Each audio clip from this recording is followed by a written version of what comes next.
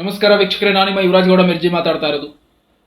ವಿಜಯಪುರದ ಶಾಸಕ ಬಸನಗೌಡ ಪಾಟೀಲ್ ಯತ್ನಾಳ್ರವರನ್ನ ಟಾರ್ಗೆಟ್ ಮಾಡಲಾಗ್ತಾ ಇದೆ. ಇದು ಬಹಳ ನಿಗೂಢವಾದಂಥ ವಿಚಾರ ಕೂಡ ಇದೆ. ಎಷ್ಟು ನಿಗೂಢ ಇದೆ ಅಂದರೆ ಈ ವಿಚಾರ ಕೇಳಲೇಬೇಕಾದಂತಹ ಅವಕಾಶವೂ ಅವಶ್ಯಕತೆಯೂ ಸಹ ಇದೆ. ಕಾರಣ ಯಾವ ಭಾಗದಲ್ಲಿ ಬಸನಗೌಡ ಪಾಟೀಲ್ ಯತ್ನಾಳ್ರನ್ನ ಟಾರ್ಗೆಟ್ ಮಾಡಲಾಗ್ತಾ ಇದೆ. ಬೆಳಗಾವಿ, ಧಾರವಾಡ, ಹುಬ್ಬಳ್ಳಿ ಮತ್ತು ವಿಜಯಪುರ, ತಿಕೋಟ ಮತ್ತು ಇಂಡಿಯಲ್ಲಿ ಕೂಡ ಟಾರ್ಗೆಟ್ ಮಾಡಲಾಗ್ತಾ ಇದೆ ಎನ್ನುವಂಥದ್ದು ಕೆಲವು ಮಾಹಿತಿಗಳ ಮುಖಾಂತರ ಕಲೆ ಹಾಕಿದಾಗ ಬರ್ತಾ ಇರುವಂತ ವಿಶೇಷತೆ. ಯಾವ ಭಾಗಗಳಲ್ಲಿ ಟಾರ್ಗೆಟ್ ಮಾಡ್ತಾ ಇದ್ದಾರೆ ಅನ್ನೋದು ಗೊತ್ತಾಯ್ತು. ಏನನ್ನ ಟಾರ್ಗೆಟ್ ಮಾಡ್ತಾ ಇದ್ದಾರೆ, ಯಾವ ರೀತಿ ಟಾರ್ಗೆಟ್ ಮಾಡಿ ಈ ಒಂದು ರಾಜಕೀಯದಿಂದ ಅಂತರ ಕಾಯ್ದುಕೊಳ್ಳುವ ಹಾಗೆ ಮಾಡಬೇಕು ಮತ್ತು ಧರ್ಮಗಳ ದ್ವೇಷ ಭಾಷಣದಲ್ಲಿ ಸಿಲುಕಿಸಬೇಕು, ಯಾವ ರೀತಿ ಕಾನೂನಿನ ಅಡಿಯಲ್ಲಿ ಸಿಲುಕಿಸಬೇಕು ಮತ್ತು ಯಾವ ರೀತಿ ಯತ್ನಾಳ್ರವರನ್ನ ಸಂಪೂರ್ಣವಾಗಿ ಆ ಪ್ಲಾನಿಂಗ್ ಅನ್ನು ಕೂಡ ನಡೆಸ್ತಾ ಇದ್ದಾರಾ ಅನ್ನುವ ನಿಗೂಢವಾದಂಥ ವಿಚಾರ ಹೊರಬೀಳ್ತಾ ಇದೆ. ಸತ್ಯಾಂಶಗಳನ್ನ ಅಳೆದು ನೋಡಿದಾಗ ಬಸನಗೌಡ ಪಾಟೀಲ್ ಯತ್ನಾಳ್ರು ಯಾವ ಭಾಗಗಳಲ್ಲಿ ಹೆಚ್ಚು ಅಲದಾಡ್ತಾರೆ, ಯಾವ ಭಾಗಗಳಲ್ಲಿ ಹೆಚ್ಚು ಓಡಾಡ್ತಾರೆ, ಅವರು ಹೆಚ್ಚು ಯೂಸ್ ಮಾಡ್ತಾ ಇರುವಂತಹ ಕಾರ್ ಯಾವುದು, ಯಾವ ಕಾರಿನಲ್ಲಿ ಅವರು ಓಡಾಡ್ತಾರೆ, ಯಾವ ಕಾರುಗಳು ಅವರ ಹಿಂದೂ ಮುಂದೆ ಇರುತ್ತವೆ, ಇವೆಲ್ಲವನ್ನು ಪರಿಗಣಿಸಲಿದ್ದಾರಾ ಅಥವಾ ಇವೆಲ್ಲವನ್ನು ಸ್ಕೆಚ್ ಮೂಲಕ ಅಳವಡಿಸಿಕೊಳ್ತಾ ಇದ್ದಾರಾ, ಇವೆಲ್ಲವನ್ನು ತಿಳಿದುಕೊಳ್ತಾ ಇದ್ದಾರಾ? ಬಸನಗೌಡ ಪಾಟೀಲ್ ಯತ್ನಾಳ್ರ ಜೊತೆಗೆ ಹೆಚ್ಚು ಇರೋರು ಯಾರ್ಯಾರು ಇರ್ತಾರೆ,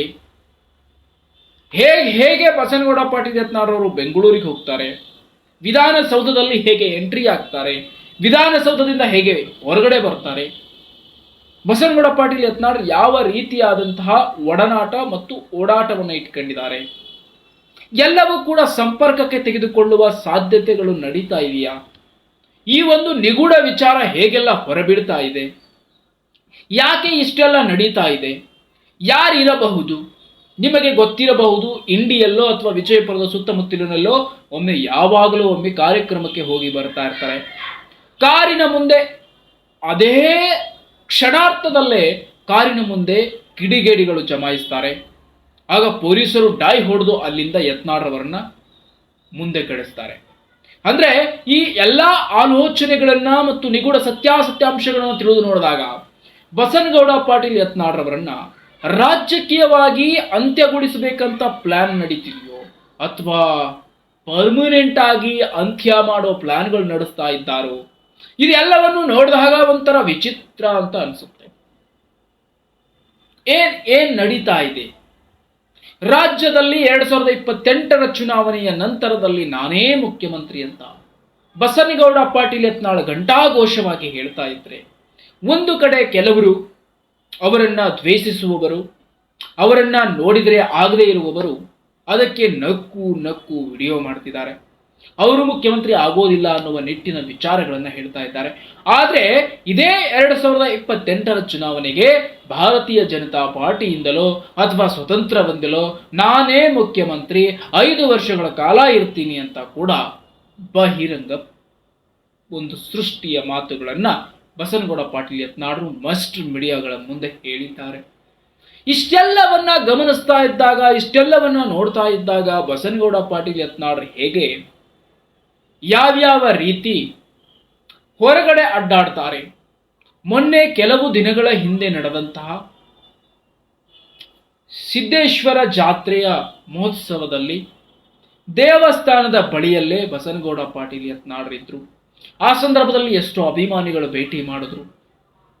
ಆ ಸಂದರ್ಭದಲ್ಲಿಯೂ ಕೂಡ ಒಂದಿಷ್ಟು ನಿಗೂಢ ರಹಸ್ಯಗಳು ಬಯಲಾಗ್ತಾ ಇರಬಹುದು ಅಥವಾ ಅಲ್ಲಿ ಏನೋ ನಡೆದಿರಬಹುದು ಅಂತ ಊಹೆಗೂ ಮೀರಿ ನಡೀತಾ ಇರುವಂತಹ ಕೆಲವು ಕೆಟ್ಟ ಕೃತ್ಯಗಳ ಸಂಕೇತಗಳು ಕೂಡ ಎದ್ದು ಕಾಣಿಸ್ತಿವೆ ಅನ್ನೋದು ಕೂಡ ಮಾಹಿತಿ ಲಭ್ಯವಾಗ್ತಾ ಇದೆ. ಸೊ ಇವೆಲ್ಲವನ್ನು ನೋಡಿದಾಗ ಬಹುತೇಕ ಎಲ್ಲೋ ಒಂದು ಕಡೆ ಯತ್ನಾಳ್ರವರು ಜಾಗೃತರಾಗಿರಬೇಕು, ಜಾಗೃತತೆಯಿಂದ ಮುಂದುವರಿಯಬೇಕು, ಜಾಗೃತೆಯಿಂದ ಮಾತನಾಡಬೇಕು ಅನ್ನೋದು ಕೂಡ ಗುರುತಾಗ್ತಾ ಇದೆ. ಕಾರಣ ಕಾನೂನು ಅನ್ನುವ ಅಸ್ತ್ರ.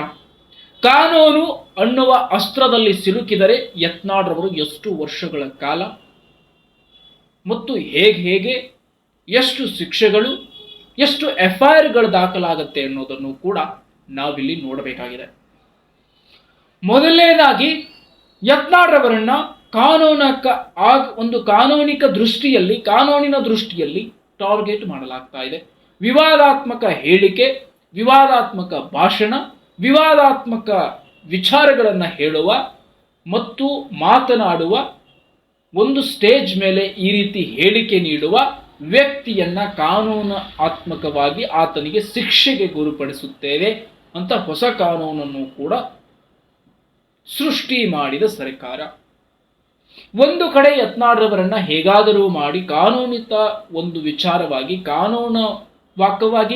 ಕಾನೂನಿನ ಒಂದು ಲೆಕ್ಕದಲ್ಲಿಯೇ ಅವರನ್ನ ಶಿಕ್ಷೆಗೆ ಗುರಿಪಡಿಸಿ ಅವರ ಸಮಯದ ಪ್ರಚಾರವನ್ನು ವ್ಯರ್ಥ ಮಾಡುವುದು ಆಗಿರುವ ಒಂದು ಲೆಕ್ಕಾಚಾರದ ಟಾರ್ಗೆಟ್.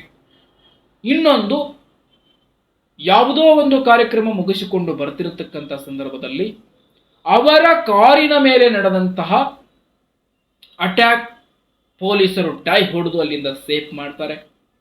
ಇದೆಲ್ಲವನ್ನು ನೋಡಿದಾಗ ಬಸನಗೌಡ ಪಾಟೀಲ್ ಯತ್ನಾಳ್ರವರ ಬೆಂಬಲಿಗರು, ಹಿಂದುತ್ವವಾದಿಗಳು ಮತ್ತು ಬಸನಗೌಡ ಪಾಟೀಲ್ ಯತ್ನಾಳ್ರವರ ಅಭಿಮಾನಿಗಳು ಎಚ್ಚೆತ್ತುಕೊಂಡು ಕಾರ್ಯನಿರ್ವಹಿಸ್ತಾ ಇರಬೇಕಾಗಿರುವಂಥ ಕಾರ್ಯ ಈಗ ನಡೆಯಲೇಬೇಕಾದಂಥ ಅನಿವಾರ್ಯವಾಗಿದೆ. ನೀವು ಗಮನಿಸಬೇಕಾದ ಮುಖ್ಯ ಅಂಶಗಳು, ಯತ್ನಾಳ್ರವರ ಯಾವುದೇ ಫಂಕ್ಷನ್ನಲ್ಲಿ, ಯಾವುದೇ ಕಾರ್ಯಕ್ರಮದಲ್ಲಿ, ಯಾವುದೇ ಆಯೋಜನೆ ಆಗಿರತಕ್ಕಂಥ ಎಲ್ಲ ವಿಚಾರಗಳಲ್ಲಿಯೂ ಸಹ ವಹಿಸಬೇಕಾದ ಎಚ್ಚರ, ಭಾಷಣ ನಡೆಯುತ್ತಿರತಕ್ಕಂಥ ವೇಳೆಯಲ್ಲಿ ಅಕ್ಕಪಕ್ಕದ ಜನಗಳ ಜೊತೆಯಲ್ಲೂ ಕೂಡ ಕಣ್ಣಾಡಿಸಬೇಕಾದದ್ದು ಅಲ್ಲಿ ಅಭಿಮಾನಿಗಳ ಕರ್ತವ್ಯವಾಗಿದೆ. ನಿಮ್ಮ ಜೊತೆಗೆ ನಿಂತಂಥವರು ಯಾರು, ಅವರು ಏನನ್ನ ಮಾಡಲು ಉದ್ದೇಶವಾಗಿ ಅಲ್ಲಿ ನಿಂತ್ಕೊಂಡಿದ್ದಾರೆ, ಏನೇನು ನಡೆಸಿದ್ದಾರೆ ಅನ್ನೋದನ್ನು ಕೂಡ ಅಕ್ಕಪಕ್ಕಕ್ಕೂ ಕೂಡ ಕಣ್ಣಾಡಿಸಬೇಕಾದದ್ದು ಬಸನಗೌಡ ಪಾಟೀಲ್ ಯತ್ನಾಳ್ರವರ ಅಭಿಮಾನಿಗಳ ಕರ್ತವ್ಯವಾಗಿದೆ. ಕಾರಣ ಸಾಕಷ್ಟು ನಿಗೂಢ ರಹಸ್ಯಗಳು ಮತ್ತು ನಿಗೂಢವಾದಂತಹ ವಿಚಾರಗಳು ಬೆಳಕಿಗೆ ಬರಬಾರದು, ಬೆಳಕಿಗೆ ಬರದಂತೆ ನೋಡಿಕೊಳ್ಳುವುದು ಎಂಬ ಆದಷ್ಟು ವಿಚಾರಗಳು ಕೂಡ ಹೊರಗಡೆ ಬರ್ತಾ ಇವೆ. ಆದರೆ ಆ ಬೆಳಕಿಗೆ ಬರಬೇಕಾದ ವಿಚಾರಗಳು ಬಹಳ ಸೂಕ್ಷ್ಮವಾಗಿದೆ. ಸೊ ದಯವಿಟ್ಟು ಅದನ್ನ ಅರ್ಥ ಮಾಡಿಕೊಂಡು ಎಲ್ಲ ಹಿಂದುತ್ವವಾದಿಗಳಾಗಿರಬಹುದು, ಯತ್ನಾಳ್ರವರ ಬೆಂಬಲಿಗರಾಗಿರಬಹುದು, ಅಥವಾ ಯತ್ನಾಳ್ರವರ ಅಭಿಮಾನಿಗಳಾಗಿರಬಹುದು, ಅಥವಾ ಯತ್ನಾಳ್ರವರನ್ನ ಪ್ರೀತಿಸುವವರಾಗಿರಬಹುದು, ಒಟ್ಟಿನಲ್ಲಿ ನಡೆದಂತಹ ಭಾಷಣದ ವೇಳೆಯಲ್ಲಿ ಅಕ್ಕಪಕ್ಕದ ಕಡೆಯೂ ಲಕ್ಷ್ಯವಿರಬೇಕು ಅಂತ ಒಂದು ಸಣ್ಣ ಸಂದೇಶವನ್ನ ರವಾನೆ ಮಾಡಲಾಗಿದೆ. ಕಾರಣಗಳು ಸಾಕಷ್ಟಿರಬಹುದು, ಲೆಕ್ಕಾಚಾರಗಳು ಬೇರೆ ಬೇರೆ ಆಗಿರಬಹುದು. ಆದರೆ ಅರ್ಥ ಮಾಡಿಕೊಳ್ಳಬೇಕಾದದ್ದು ಯತ್ನಾಳ್ರವರನ್ನೇ ಯಾವ ರೀತಿ ಟಾರ್ಗೆಟ್ ಮಾಡಲಾಗ್ತಾ ಇದೆ ಅನ್ನೋದು ನಿಮಗೆ ಗೊತ್ತಾಗಿದೆ. ಒಂದು ಕಾನೂನ ಒಂದು ವಿಚಾರವಾಗಿ, ಕಾನೂನಾತ್ಮಕವಾಗಿ ಅವರನ್ನ ಹೇಗಾದರೂ ಮಾಡಿ ಕಾನೂನಿನ ಅಡಿಯಲ್ಲಿ ಸಿಲುಕಿಸಬಹುದು ಎಂಬ ವಿಚಾರ ಅದೊಂದು ಟಾರ್ಗೆಟ್. ಆದರೆ ಇನ್ನೊಂದು ಅಟ್ಯಾಕ್ ಈಗಾಗಲೇ ಕಾರಿನ ಒಂದು ಮೇಲೆ ನಡೆದಂಥ ಒಂದು ಸಣ್ಣ ಅಟ್ಯಾಕ್ ಅನ್ನು ಕೂಡ ಗಮನಿಸಿದ್ದೀರಿ. ಇದೆಲ್ಲವನ್ನು ಗಮನಿಸಿದ್ದ ಒಂದು ವಿಚಾರವಿಟ್ಟುಕೊಂಡೆ ಈ ವಿಡಿಯೋ ಮಾಡಲಾಗಿದೆ. ದಯವಿಟ್ಟು ಎಚ್ಚೆತ್ತುಕೊಳ್ಳುವುದು ಬಹಳ ಅವಶ್ಯಕತೆ ಮತ್ತು ಅನಿವಾರ್ಯವಾಗುತ್ತಿದೆ. ಇದನ್ನು ದಯವಿಟ್ಟು ಗಮನದಲ್ಲಿಟ್ಟುಕೊಂಡು ಎಲ್ಲ ಯತ್ನಾಳ್ರವರ ಅಭಿಮಾನಿಗಳು, ಯತ್ನಾಳ್ರವರ ಸಂಗಡಿಗರು, ಯತ್ನಾಳ್ರವರ ಬೆಂಬಲಿಗರು, ಯತ್ನಾಳ್ರವರಿಗೆ ಪ್ರೀತಿಸುವವರು ಎಲ್ಲರೂ ಸಹ ಬಹಳ ಜಾಣ್ಮೆಯ ಹೆಜ್ಜೆಯನ್ನ ಇಡುವ ಸೂಚನೆಯ ವಿಡಿಯೋ ಇದಾಗಿದೆ. ದಯವಿಟ್ಟು ಅರ್ಥ ಮಾಡಿಕೊಳ್ಳಿ.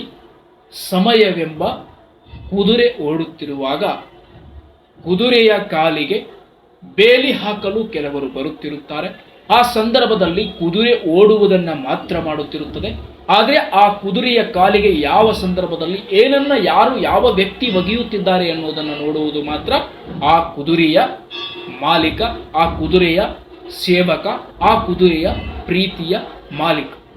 ಈಗ ಯತ್ನಾಳ್ರವರಿಗೂ ಕೂಡ ಪ್ರೀತಿಯ ಮಾಲೀಕ, ಪ್ರೀತಿಯ ಕಾವಲುಗಾರ ಅದು ಹಿಂದೂಗಳು ಅನ್ನುವಂಥದ್ದು ಇಲ್ಲಿ ಬಹು ಸ್ಪಷ್ಟವಾಗಿ ನೀವು ತಿಳಿದುಕೊಳ್ಳಬೇಕು. Okay, thank you. ಮತ್ತಷ್ಟು ವಿಡಿಯೋವೊಂದಿಗೆ ನನ್ನ ಭೇಟಿ ಮಾಡ್ತೀನಿ.